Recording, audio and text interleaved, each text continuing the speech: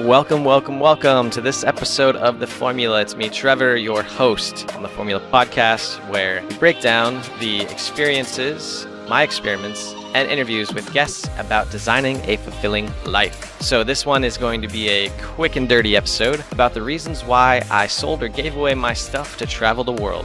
I'm not going to get into it too much in the intro, just listen to a quick word from our sponsors, then we'll get this show started.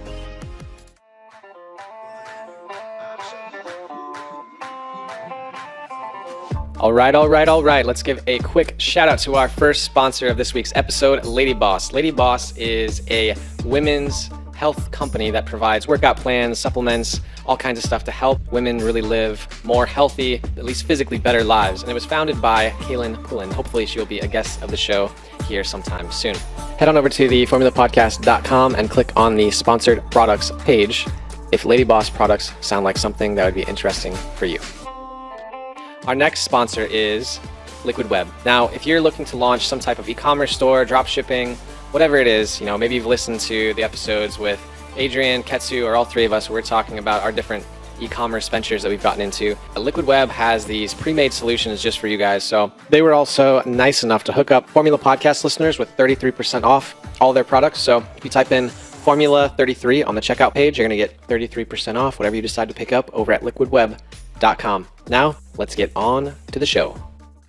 Like I said, this episode is going to be about the reasons why I sold or gave away my stuff to travel the world. So around August of 2018, I packed up a bag and bought a one-way ticket to Prague. This was after I did a 600 mile bike ride across the state of Iowa with friends of mine. And I hopped on a plane and didn't look back. So a lot of people look at that moment in time, including myself, and I'm sure that some think it was kind of a crazy idea because I'm 30 then, I'm 31 now. And it wasn't an easy choice. If I look back, I've always dreamed of long-term travel, of living out of a backpack and doing it. And I think I finally had just put it off for so long that I was kind of like, damn, I'm 30 already. If I don't do this now, I'm never going to do it. Part of me was always thinking that there would be a partner, a friend, someone to go with me. And after my last relationship didn't work out, I just kind of made up my mind that I was going to do it on my own. So I did a little experiment about 10 days in Prague with my friends, Adrian and Ashley Brambila. Big thanks to them for getting this all started. And after I came back, I was like, damn, I can do this. I can work and travel and live out of a bag. So I started the process over the next 2-3 months of getting rid of my stuff. I really didn't have that many things already. So I think part of me was already had like one foot out the door, but one foot in the door. I hadn't quite committed yet. So after that little test, I was like, oh man, I'm doing this. So it was scary. It was tough because I was giving up everything I'd ever known. I've only lived in Iowa my entire life, right? I had never left the country until I was 30 years old. Logically, my first time living outside the state of Iowa was living out of a backpack and hopping to a different country every month. So kind of a little extreme. Maybe wouldn't recommend it for everyone, but I would really like to share with you the reasons why I decided to do this. So the first reason was that I felt like time was really going by too fast. There's a lot of days where I couldn't even remember what I had for lunch the day before or how I spent my day. And I didn't like that feeling. I didn't like not being able to remember what I did the last week. Like I just worked, came home, went to sleep, maybe went to the gym, maybe had a couple beers with friends, but it just kind of felt like every day was turning into Groundhog Day a bit. And not to say that I don't love the people that I spent time with and I didn't enjoy my work. It just felt like there had to be more to life than this. So that really pushed me to get started down this path. The second reason, for those people who know me, would probably be a bit surprised, but I would say that I was deeply unhappy. When I spent time alone, I found myself frustrated. I found myself down, that I just didn't feel like things were lining up. I felt just not happy. And I think I was doing some things that were like looking for happiness on the outside, like trying to find happiness from somewhere else, from something, from a person, from business success or romantic relationship, whatever it is. Looking back, I can see myself doing those things. And this was my way of separating myself from that and really allowing myself to find my own form of happiness, which is not really location based. It's more of like, how am I spending my time? Am I happy with who I am as a person? Am I happy with my actions? And when I can check all those boxes and say yes compared to before, I would say that was a really big reason for me. So the third one is I felt like I was chasing something I didn't really want. I felt like I was, I'm gonna build this startup, or I'm gonna do this, or I'm gonna do that. And it always felt like it was chasing something, chasing a thing, chasing an award, chasing money in my bank account, whatever it was. There was a different root cause, and it was just that I didn't have that internal level of satisfaction or validation I thought I needed. And I thought that by chasing these things or accomplishing things, I would get it. But that's not really true. For a lot of you listening, you probably like, oh yeah, of course, I know that. But for me, I didn't know. I didn't even recognize I was doing it at that moment in time. Looking back, it's a lot easier to see it. Giving up on those goals and those dreams and really asking myself what I really wanted has really led me down a completely different path where I find myself, when I'm alone, I feel much happier, much more settled, and I feel really good. So the fourth reason is I've always been drawn to see the world in order to understand it. I wanted to leave an impact. I wanted to make a difference. I wanted to do all these things. But I'd only lived in Iowa my entire life. And you cannot make a difference in something that you don't understand. You can make a difference in your community. You can do a lot of great things without ever leaving your neighborhood. But if you want to have a larger impact, I was striving to at that point in time, you have to see the world. You have to experience it. You have to kind of embed yourself in these other cultures and spend time with these people and get to understand what it's like to live a day in their shoes. It's given me an entirely different perspective. I cannot tell you how fortunate and lucky I feel because of this. I've seen how other people live and how happy some of the people are in some of the poor, like very poor countries. And they have nothing, but they are always willing to give. They're always willing to, be generous hosts. And it's so funny to me that, in Thailand, a lot of these people would sit on the floor when they would eat dinner or meals with family, and they just post up around like a little coffee table like thing and all share a meal. They're all in good spirits, they're all having fun, and they don't have much, but they're still happy. So that was a big eye-opening moment for me. That was a big reason why I felt like I needed to see this, because if you would have told me that before I left, I probably would have been like, oh yeah, it kind of makes sense, but we're not the same. I don't know. I said something, but actually seeing it with my own two eyes really allowed me to get a deep understanding of different parts of the world, how it works. So I'm not done yet. I'm not pretending to be an expert on the matter. I'm just saying that I've seen a lot more than I did before, and it's allowed me to understand parts of my own life that I never quite could grasp. So the fifth reason why is I felt alone. It's funny because we used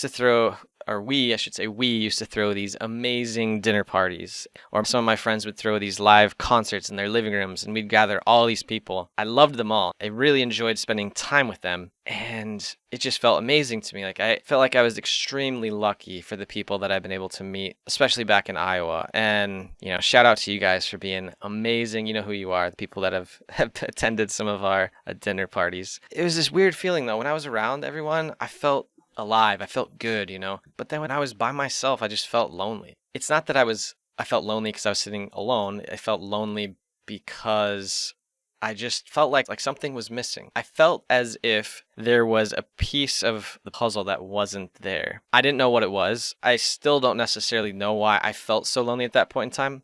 I don't get those feelings much anymore. And maybe it's because I'm surrounded quite often by other travelers, people who have shared values with me and people that I can seem to relate or connect with in just like, the snap of a finger. That could be it. I just didn't feel like that other than the people that I was friends with and the people that, would attend these dinner parties, that there was a lot of other people that I related with on a regular basis. I wanted to change that. That was another reason why I decided to do all of this. Number 6, this is a tough one to admit, but it was this thing that scared me the most. And I had never lived outside of Iowa. Never. I had never left the country until I was 30 years old. Never. I guess Canada, but I don't think that counts. So, I was so scared of this. I was terrified. I cried before I left because I was so scared of giving the life I had up for no idea what was going to happen. I had no clue. And it was terrifying. It was scary, but I knew I had to do it. I don't know why. I just felt like this was the thing that if I wanted to live the life that I had dreamt up in my head, this was like this big mountainous challenge that I had to overcome. It scared the living shit out of me. And I still don't know how I actually did it. If I had to go back, I would really credit my friend Heather Marquez for helping me to break things down into micro steps a bit. So it was, can you get your passport? Yes. Can you find a flight to a place you want to go? Yes. Can you book the flight? Yes. Can you get on the plane? Yes. So it's just, instead of being like, can I sell my stuff and travel the world for God knows how long and just hope that things work out, it wasn't asking myself that. It was doing these small things that helped me to get there. So number 7 is I wanted to prove that I could do it. I always had this feeling in my head that if you dropped me off in a city with no cell phone that I had never been to, I could find my way out. I could find my way home. I always felt that way, but I had never done it. So, I figured the best way to prove to myself that I was capable of these things is to throw myself into it head first. Maybe not the smartest way to do it all the time. Just kind of closing your eyes and taking a step is, how I've ended up living my life and how I hope to continue living it for some time. I'm not taking unnecessary risks, but still taking a risk, whatever that means to me. So number 8, and the last one. This is what I've always dreamed about since I was a kid. I remember when my mom, shout out to my mom for being awesome. I remember when my mom used to babysit a bunch of kids, and me included, and we'd all hang out and stuff, and I'd go to the swimming pool, and I'm very white, so I'd get sunburnt typically really badly. And there was a library next to the pool though, and when I was sunburnt, I would go to the library and I would just read stacks and stacks of books. I loved reading as a kid. I would just devour these things. I mean, imagine having no smartphone and just sitting in the library with books and a notebook, man, just running through books. And I just remember reading these. I remember reading Lord of the Rings when I was a little kid, and all these different books, history books, biographies, stories. I think I read a lot of like Brian J. Terry Brooks, his series, and just imagining that there had to be more out there. Because I don't blame anyone for this idea of the world, but it always felt to me that we only really had 2 paths growing up where I'm from, and that was to go to school, get a job, respectful job in an industry that you liked or that you felt like you'd be good at, and then go get a job. And that's your path. The other one was don't go to school and get a job, an entry-level job at one of the local factories, and work your way up from there. And they paid good starting money. It was good living, but they never really felt like me. I wanted to write. I wanted to tell stories. I wanted to see what the world was all about. I wanted to go on these adventures that I read about. So I've always dreamed about this. And it's still surreal to me that I took the leap and I've been able to do it. But I'm here. I'm currently recording this one, and this is my 3rd time in the Czech Republic in the last 12 months. So yeah, still kicking and still moving forward. I just want to take the time to share with you why I decided to take this step. And, I hope that you can listen to this and learn a few things for yourself. Maybe there's something that you've always dreamt of doing, always wanted to do, and you're afraid of it. I'm scared of a lot of things still. I face a lot of my fears, but, for every fear I seem to overcome, there's one that's waiting right past it. So think about what are these things that we face? Why are we holding ourselves back? Why are we afraid of them? Think through that, and then just figure out if we can take that first step. Make it as small as possible. If you want to travel, maybe it's just getting your passport. Maybe it's booking a plane ticket. Maybe it's just looking for flights to a place. Maybe it's just deciding where you want to go or when. Break it down into small bite-sized pieces that make it easy for you. Don't make it this huge thing. Just make it easy. It doesn't have to be hard. And then you can always just make it an experiment. I mean, the first time I left, it was definitely an experiment. It was, can I do this? Can I handle this? Am I going to enjoy it? And it was 10 days long. And then my next experiment was somewhere around like 4 or 5 months. When I got back from Serbia to the US for the holidays, I was doing a check-in. Is this the life I want to live? Am I enjoying myself? Am I okay? And the answer was yes. I mean, I'm like, hell yeah, let's keep this thing going. That's how I felt. It was crazy to me. So take some time, think about that for yourself. And well, that is a wrap for this quick little episode about the reasons why I sold or gave away my stuff and decided to travel the world. I really appreciate you guys tuning in. As always, our listener base has been growing quite a bit recently. I'm really excited about it. It means a lot that people are taking the time to tune in and listen to our message and hear some of the messages from our guests. I'm very grateful, and I really appreciate it. Now, if I could ask one teeny tiny favor, if you have somewhere around 60 seconds, if you could open up your podcast app, whether that's on iTunes or whatever one it is, give us a review so that way people like you can find our show and we can keep on growing. That's a wrap for this week's show. I'm Trevor Carlson, and I look forward to you tuning in next time.